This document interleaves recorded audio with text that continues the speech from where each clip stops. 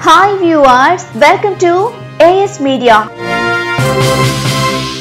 ఆంధ్రప్రదేశ్ ఎన్నికల్లో 5 ఏళ్ల విరామం తర్వాత మళ్ళీ చంద్రబాబు అధికారంలోకి రాబోతున్నారు. 5 ఏళ్ల పాటు పార్టీని కాపాడుకోవడంలో చంద్రబాబు పడిన శ్రమకు హ్యాట్స్ ఆఫ్ చెప్పక తప్పదు. 7 పదుల వయసులోనూ చంద్రబాబు 2019 ఎన్నికల ఫలితాలు వచ్చిన నాటి నుంచే 2024 ఎన్నికలకు క్యాడర్ను ప్రిపేర్ చేశారు. అంతటి దూరదృష్టి ఉన్న నేత చంద్రబాబు. చంద్రబాబుకు చరిష్మా లేకపోవచ్చు, సరైన వాగ్దాటి ఆయన సొంతం కాకపోవచ్చు, కానీ షార్ప్ మైండ్ ఉంది. రాజకీయాల్లో ప్రత్యర్థిని దాటడం ఎలా అన్న దానిపై ఆయన బహుశా PhD చేశారనే అనుకోవాలి. 45 ఏళ్ల రాజకీయ అనుభవంతో చంద్రబాబు అనేక పాఠాలు నేర్చుకునుండొచ్చు.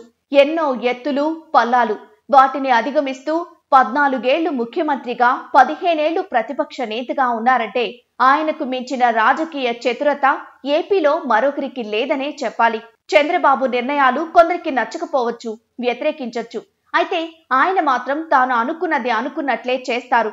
ముందు తరాల భవిష్యత్తును దృష్టిలో ఉంచుకుని ఆయన నిర్ణయాలుంటాయి.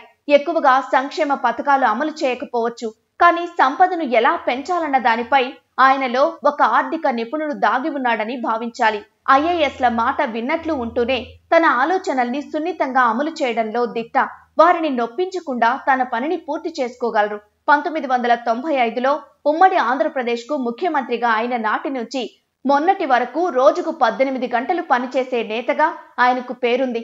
ఆయనతో సంబంధం లేని వారు చంద్రబాబును వ్యతిరేకిస్తారంటే ఆయనలో ఉన్న పని రాక్షసుని చూసే. కొందరు ప్రభుత్వ ఉద్యోగులకు ఇది గిట్టకపోవచ్చు, కానీ చంద్రబాబు మాత్రం తన పని తాను చేసుకుపోతారు. ఇక 2019 ఎన్నికల్లో ఘోర ఓటమిని చంద్రబాబు కూడా ఊహించలేదు.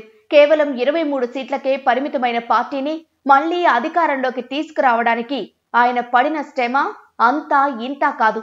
దాదాపు 3 ఏళ్ల పాటు నేతలెవ్వరూ రోడ్లపైకి రాలేదు. అయినా చంద్రబాబు నయానో భయానో వారిని హెచ్చరిస్తూ తాను మాత్రం ప్రజల్లో ఉంటూ పార్టీ క్యాడర్ను కంటికి రెప్పలా కాపాడుకున్నారు. ప్రభుత్వం చేసిన విధ్వంసాలని ప్రజల్లోకి బలంగా తీసుకెళ్లగలిగారు.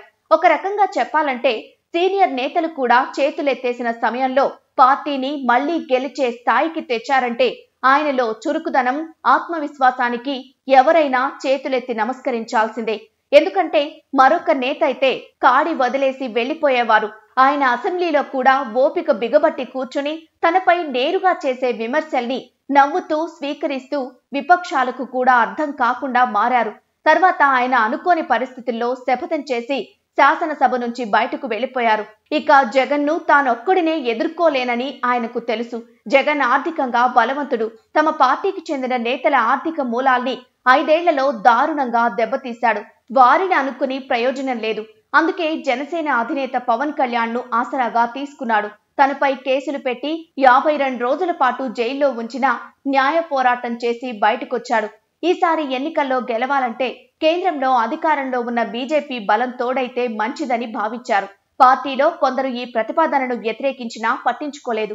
చివరకు బీజేపీనే తన దారికి తెచ్చుకోగలిగారు.